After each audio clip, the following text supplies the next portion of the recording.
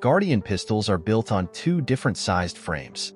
The smaller one is chambered in 32 auto and 25 NAA. The 25 NAA is a pistol cartridge introduced by the North American Arms Company in 2002. It was originally created for use in a smaller and lighter model of their Guardian pistol.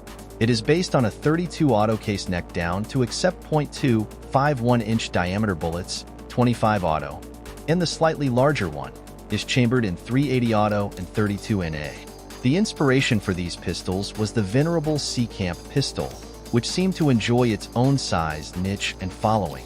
The two calibers, 25 NA and 32 NA, were created specifically for chambering in the Guardian pistol.